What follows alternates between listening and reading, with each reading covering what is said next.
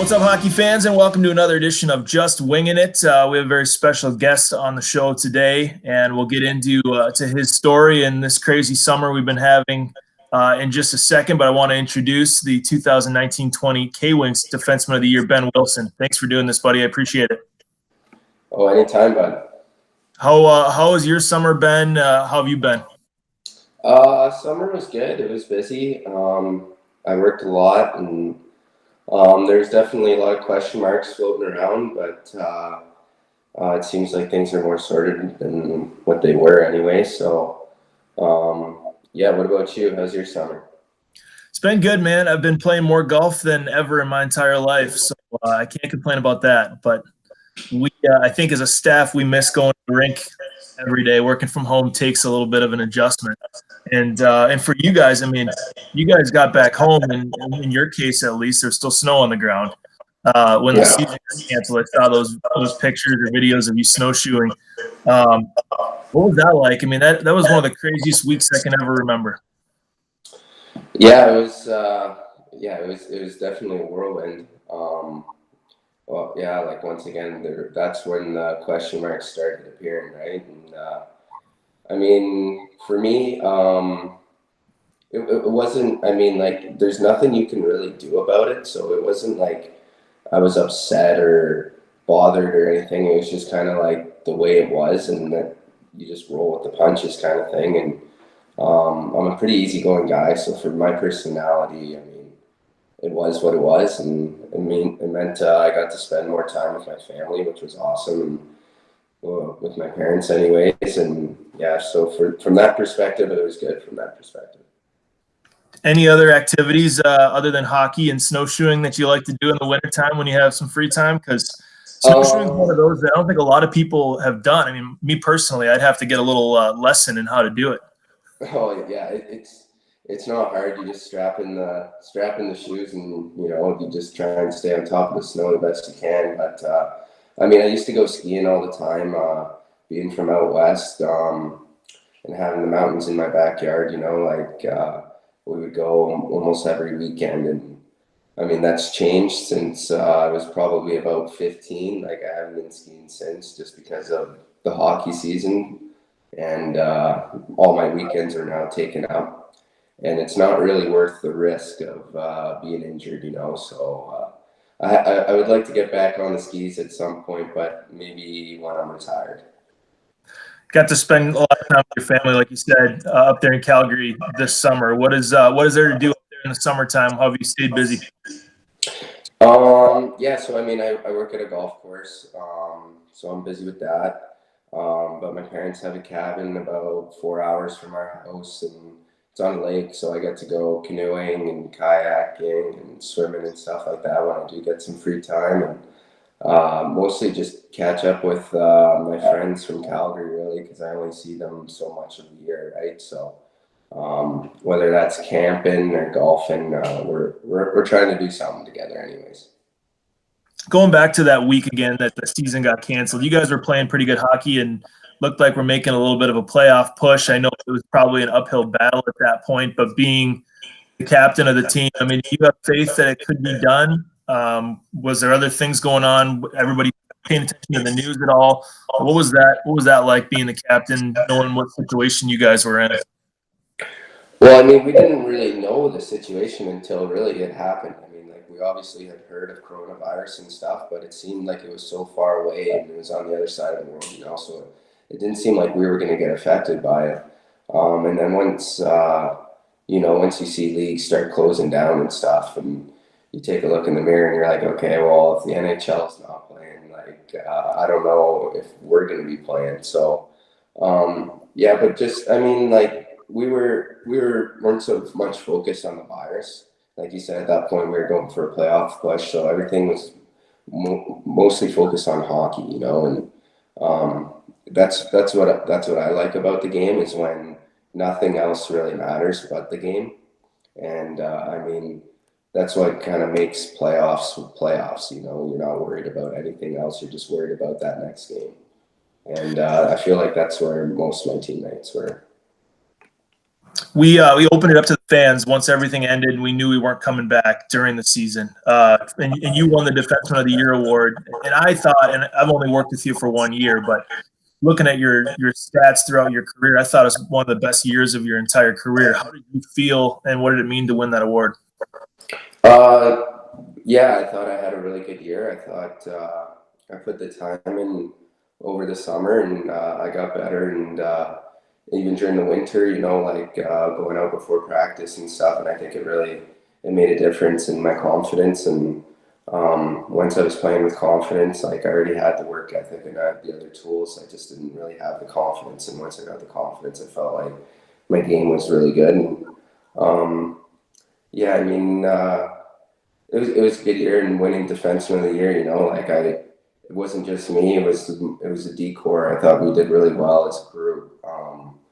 I get to play with like Eric Catalyst and Ian Edmondson, and there wasn't a guy in our decor that weren't willing to put in the work. And like after practice, we're out there shooting pucks and we're making each other better. And I think that's really what helped my season, and I think it helped others as well. And really, it could have gone to any one of those guys. It's a great point about you and Catalyst too being kind of the seasoned vets, and then all these other guys that came on strong as the year went along. It was a young defensive core. I mean, a lot of rookies in there: Matt Van Voris, Aaron Tho, Ian Edmondson, like you said. Zach Fry was a second or third year guy. You and Cat kind of took the brunt of that leadership, I guess, on maybe bringing these guys along. How'd you embrace that role on kind of the teacher aspect of playing that position? The leadership starts at the top, and I know I'm not at the top, and it starts with Booter and it starts with Marty, and then it comes down from there, and like Marty and Booter are great role models to have, and that's what kept me coming back to Kalamazoo is you're always getting better because the coaches are really good. So for me and Kat, well, for me anyways, it didn't really feel like we were, really leading. We were just doing what we do and following in the footsteps of Booter and Marty. Last question about last season, then we'll get to your future here. But you played in every single game except for one. You were suspended that one game, and we kind of thought it was a raw deal, given it was the fight at the end of the game in Fort Wayne with Kyle Haas. You both got suspended.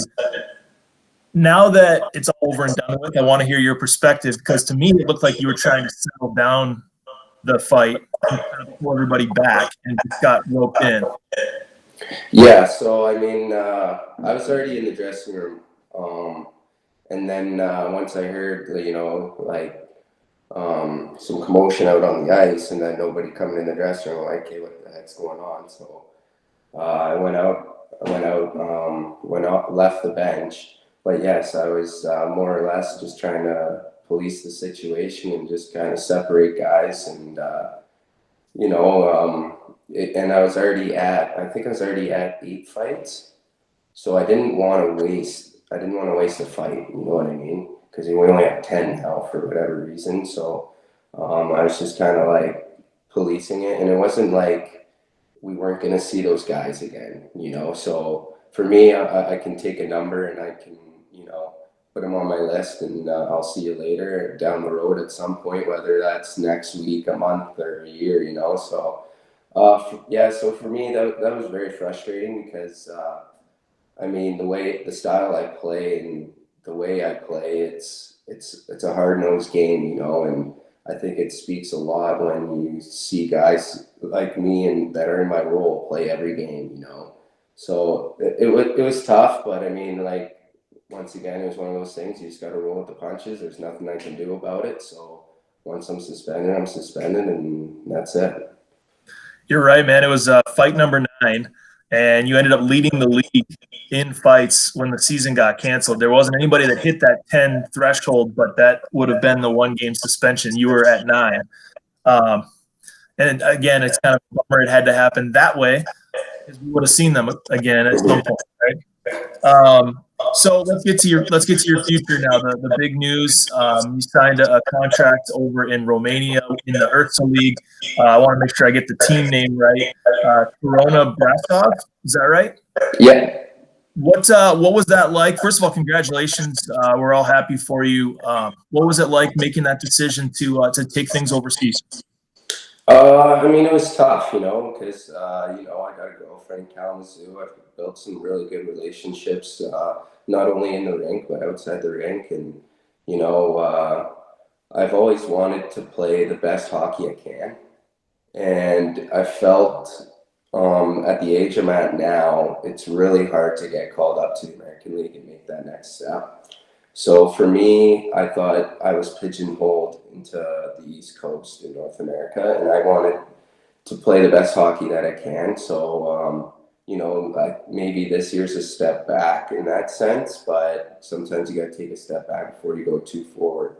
And I mean, this year I was just happy to, even get a job really, just because of all the commotion and all the unknowns, like there's good hockey players out there without jobs. And me being here already and us already having camp, like I didn't want to wait till December, and then who knows what happens when December comes, So for me, it was a good opportunity. It felt right. I have an English speaking coach and English speaking GM that's from here. So, and the guys have been really good so far. So far it's a good fit, but it's definitely different, 7 years is a long time to be in one place. Yeah, I was going to say it's an adjustment, I'm sure, especially with how long you were in Kalamazoo. 7 years, captain for 4. How long have you been in Romania since everything happened, since you signed the contract, and what's the biggest challenge so far, or is there any? So I've been here a week. I got here, I guess 2 Saturdays ago. I got my contract on Wednesday. I signed it Thursday, and then my flight was on Friday. So it was a whirlwind off the hop, just packing and stuff, and it was kind of I wouldn't say bittersweet, but it was just like it happened so quick that I didn't get to say really bye to my buddies and stuff. Like they texted me like, "Hey Willie, you want to go camping this weekend?" And I'm like, actually, I'm leaving for Romania on Friday. What is going on? So yeah, that was a little tough, but everything's been running pretty smooth here so far. I'd say the biggest adjustment is the language barrier, but for the most part, most people speak English. It's just going to the grocery store and reading what you're buying and stuff, And but yeah, and I ride my skateboard to the rink, so I've been skateboarding every day, which is nice. So yeah, it's a good start to the day, but yeah, so far so good. No complaints really. When do you guys start playing games? Because you mentioned you're kind of ahead of the game here. They're already practicing, and we're quite a ways behind in North America. We don't even know what the situation is going to end up being for us yet. Planning on starting in December. You guys are a lot closer over there. What's the schedule look like before you start playing some games? So to be honest, I'm not too sure what the schedule looks like. Just because we might have to just play Romanian teams off the hop, just because they're closing borders and stuff, right? So it is like a league mainly out of Hungary, but there are some Romanian teams, and I'm one of those Romanian teams. So I'm not sure if they're just going to have us play Romanian teams to start, or if we're considered essential travel, or what. But I mean, I'll just be rolling with the punches, I guess, once again. So Yeah, good analogy. How many imports are there? Is there a limit in your league? there is a limit. I think there's 6 imports on the team. I'm pretty sure. I really don't know much, eh? Like you said, it's a whirlwind, man. It's all happened so Yeah. fast. I don't expect you to have this all memorized just yet. The challenge of leaving Kalamazoo, you said, I mean, obviously all the reasons to take that step and to try to play at the highest level you can.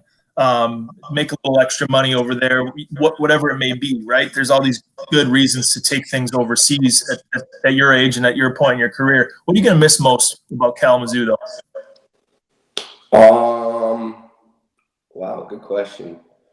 Probably just, just the normal everyday life of just going to the rink and, being with the guys. And, I loved playing in that arena and being in our dressing room and like just even the meetings and stuff and practices, like you just take them for granted. And then once they're gone, you realize, how valuable they were.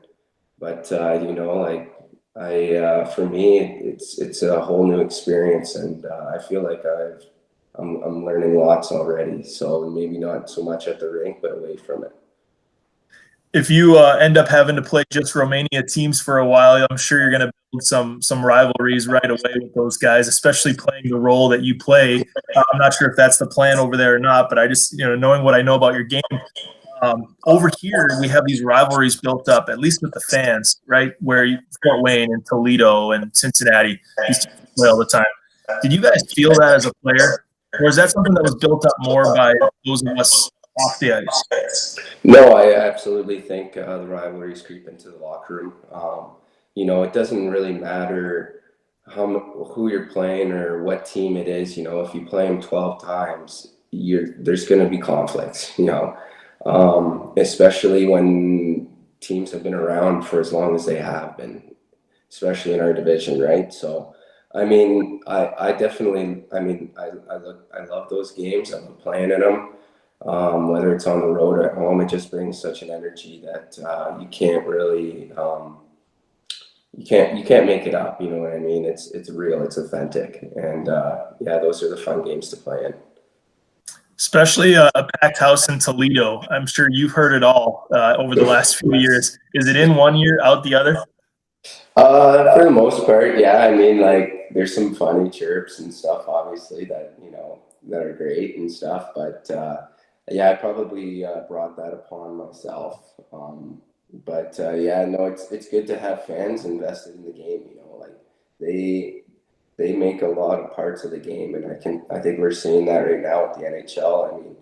It's different when there's a big hit and there's no noise. You know what I mean?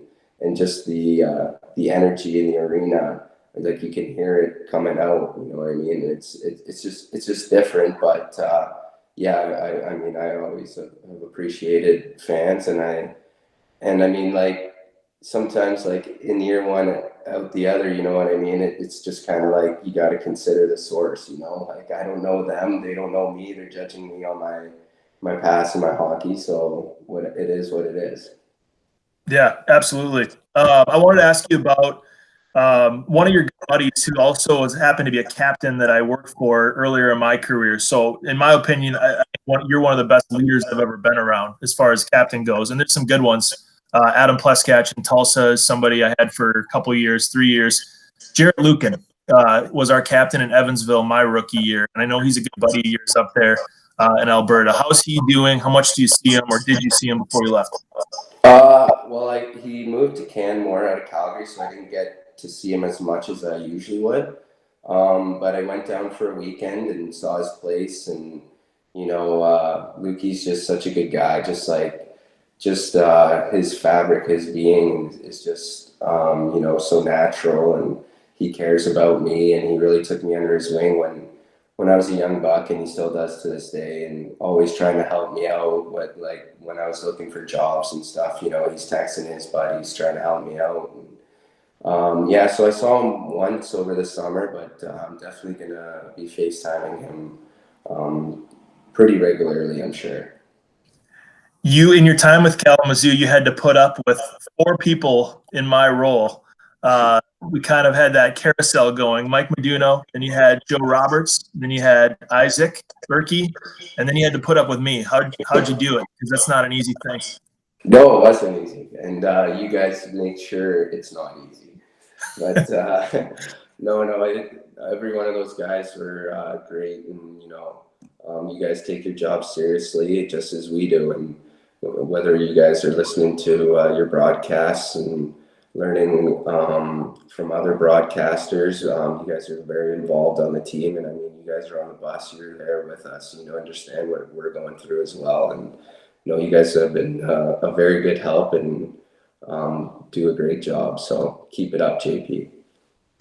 Appreciate that. I want to ask you about the Movember Mustache Oh because God. we had a fun thing going, and we can finally Yeah. get to rest now. But this is your chance to trash me because I got to give credit where credit's due. You had a good one.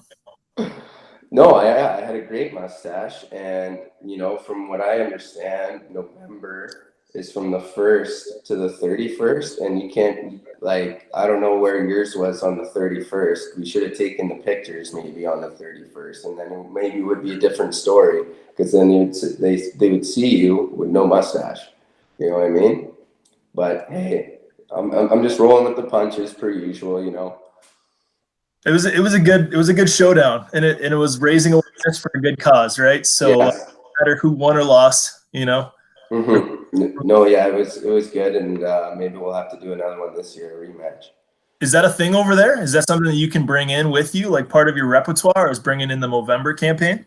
Yeah, I'm sure I could do something like that. Yeah, I don't see why not. I don't think mustaches have any borders, you know. It's true. What's one of the who's one of the funniest guys that you've ever played with? Because I keep asking guys that were teammates with you last year when we talked to them, and they keep saying it's you. You were the funniest guy in the locker room last year, and they also say you were the biggest prankster in the locker room. Who was somebody that maybe was good at that you can point out? I mean, like when you're there, as long as I am, and like I've been playing. I mean, professionally in the minor leagues, anyways, for almost 10 years now. So you just meet so many characters, you know, and and it sticks with you, like what they do, and you know, like oh yeah, I could get this guy this way, and you pick things up here and there, you know. But I wouldn't say there was really any certain guy. But no, it's fun. You got to keep it light in the room, you know. Like, yeah, we play hockey and it's a game, but we take it really seriously. And you got to keep the guys light. And whether that's putting a cup of water under someone's hockey helmet before practice, or you know, messing with their sticks or whatever, it's you got to keep it light. Do you have a favorite prank you've ever done? Um, No, I mean, Hildy put water in my sticks this year, and that was pretty good. But then I went shelf on him all practice, so it kind of backfired on him. But no, I wouldn't say there's any particular ones that really stick out. I mean, I love a good leaner. It's you know that's just good stuff right there. Oh yeah, that's a Yeah, classic. yeah. Uh, who were you rooting for in the Stanley Cup playoffs? Did you have a horse in the race? I mean, do you have a favorite team that you grew up? I mean, obviously in that area, was it Calgary?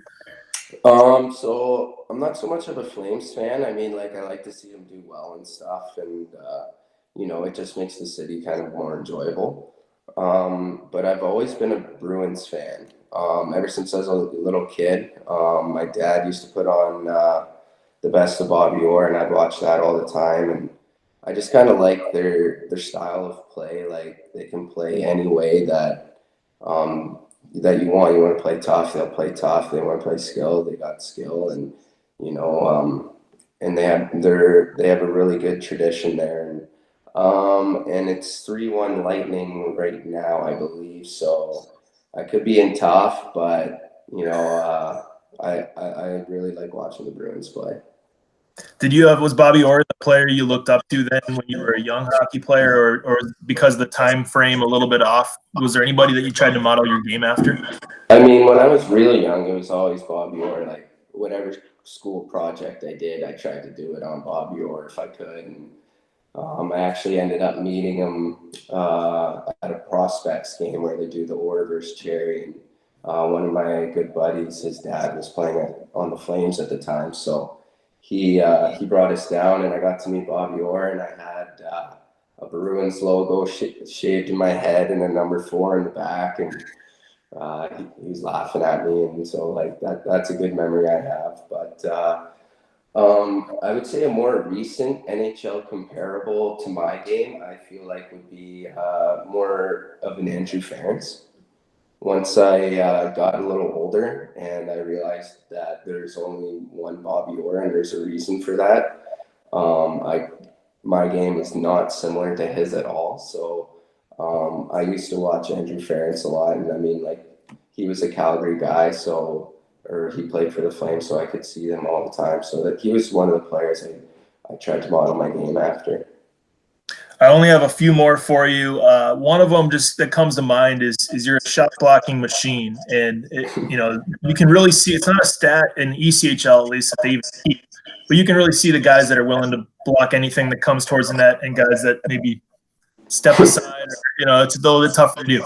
I will say, even in men's league, it's tough to step in front of a bomb if someone's going to let a shot go from the blue line. And granted, I've never played at a high level, but can you describe it for somebody who's never stepped in front of a shot?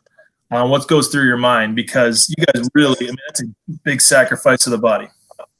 Yeah, no, I mean, it's just one of those things that's part of the game. I mean, the most basic way hockey is you put pucks into their net and they try and put pucks in your net. And, if you can do whatever you can to keep the puck from going in your net, you do that thing. And it doesn't cross your mind, really. It's just kind of part of the game. And, yeah, so, I mean, blocking shots, it's better if the goalie does it, but when your goalie's Jake Hildebrand, he's not going to do it all the time, so I have to do it, so I can't let them go by me. Oh, this is awesome. The way you valued the fans while you were here, you got it. I mean, that's something that a lot of players, maybe it's an adjustment when they turn pro, is going to events, doing community appearances, really valuing what the fan means to the team. And that's something that right away I noticed that you value that relationship. Where does that come from? Because I think it says a lot about your character too, is the ability to understand how important the fans are. I mean, I just try and treat people the way I would want to be treated, and these people, they put a lot of time and money into our team, and you got to make it worth their while because they're making it worth it for you. Is the best way I would put it. I mean, they come to our games and sometimes they're even at our practices and stuff. So I mean, I think it's more enjoyable to play in front of people that respect you as a person and respect what you do on the ice. And so for me, it was an easy transition when I was pro, and especially in minor league level. Like, you're so much more easier to, like, there's so many more events as compared to like the guys at the top, right? So it's definitely something that I've learned and I've picked up. And I mean, it's just, I mean, from my role models and leaders I've had in the past, that they've always treated fans with the most respect, and I try to do the same. You played for Booter for 7 years. You played with Joel Martin as a teammate for a couple, and then for him as a coach. What are you going to miss about playing for those guys?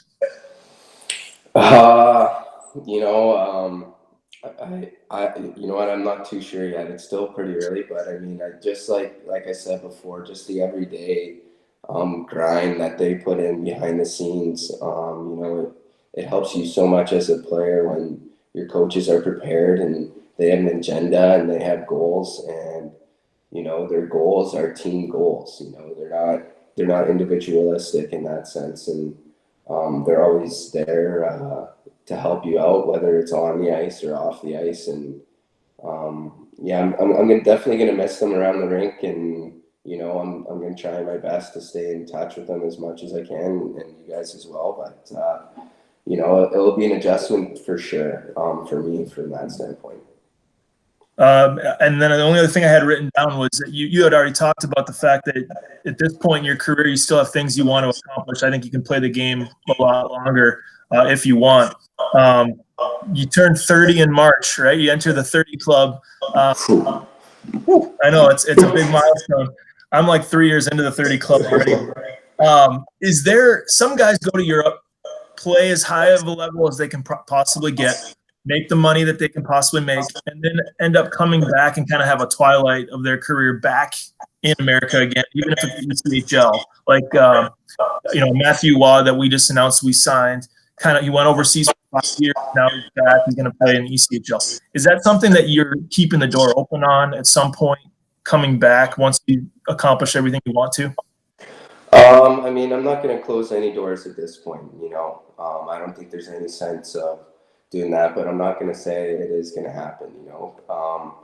But I mean, it would be nice to come back eventually at some point, and wear the wing K again. But I'm very thankful for the years I did get with my teammates in the organization, and I always got treated very well. And I thank you to all those people that made my stay in Kalamazoo my second home. So it was always an honor to wear that jersey.